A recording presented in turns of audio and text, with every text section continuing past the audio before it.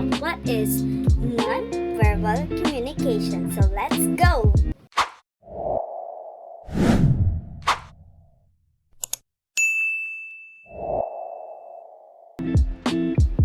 So, non-verbal communication, it is the transmission of message, signal through non-verbal platforms.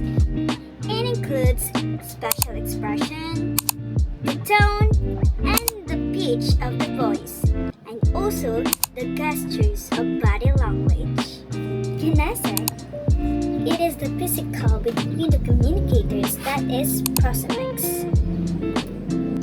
Paralinguistic, it is the aspect of communication that are related to how something is said. It includes the factors of vocal pitch, volume, tone, rhythm, and spacing.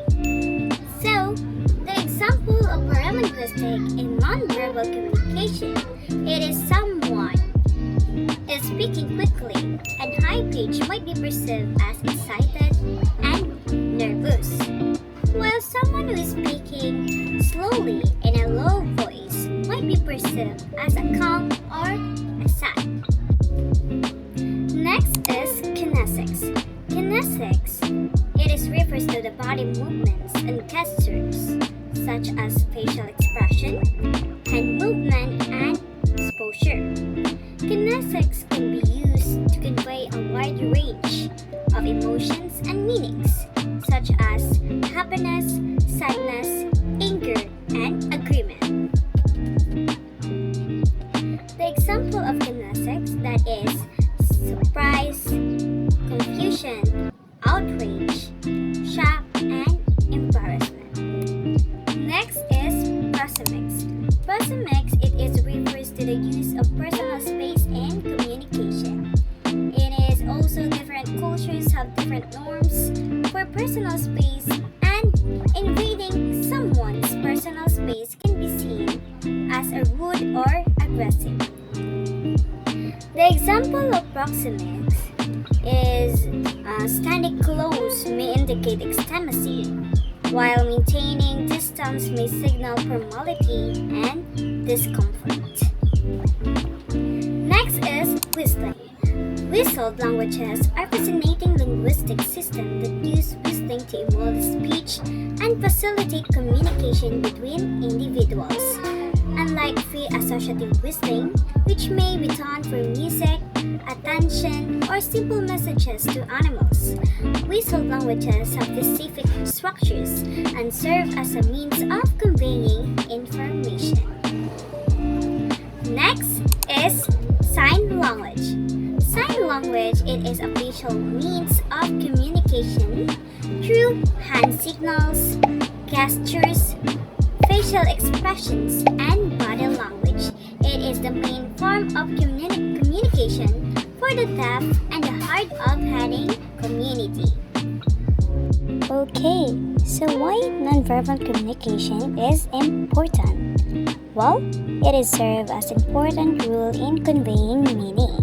Some benefits it provides include: first, strengthening relationships. Nonverbal communication fosters closeness and intimacy in interpersonal relationships. Second, substituting for spoken words. It is signaling information that a person might not be able to say aloud.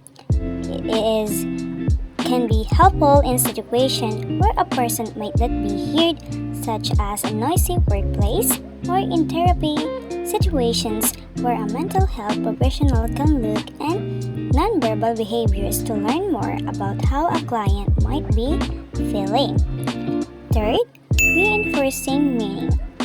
It is matching nonverbal communication to spoken words can help add clarity and reinforce important points. Lastly, regulating conversation. It is nonverbal signal can also help regulate the flow of the conversation and indicate both the start and the end of the message or a topic. Okay, So, how to improve your nonverbal communication skills? Well, if you want to develop more confident body, language, or improve your ability to read other people's nonverbal communication behaviors, this tip can help. First, pay attention to your own behaviors because notice that gestures you use when you're happy versus when you're upset. So think about how you change the tone of your voice depending on the emotion you are feeling.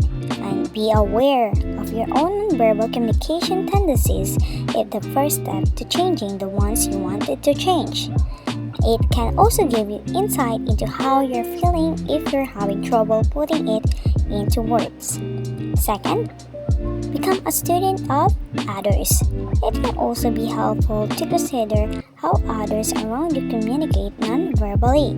So, what do their special expressions say, or what type of gestures do they use?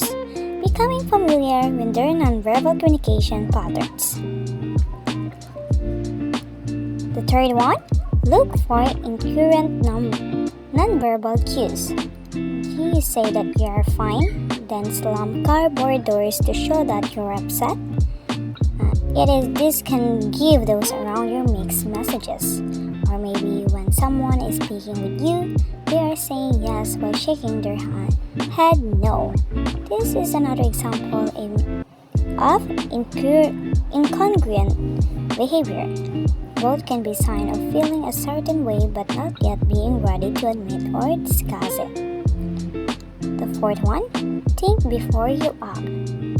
Because if your middle finger seems to automatically fly up when a car cuts you off, even if your young child is in the back seat, causing you to regret it as soon as it happens, you can work to stop this reaction. Train yourself to stop and think before you act. This can help you eliminate or replace nonverbal behaviors that you've been wanting to change. Lastly, ask before you assume, because certain types of nonverbal communication can mean different things in different cultures. They can also vary based on someone's personality. That's all for today. I hope you understand what is all about the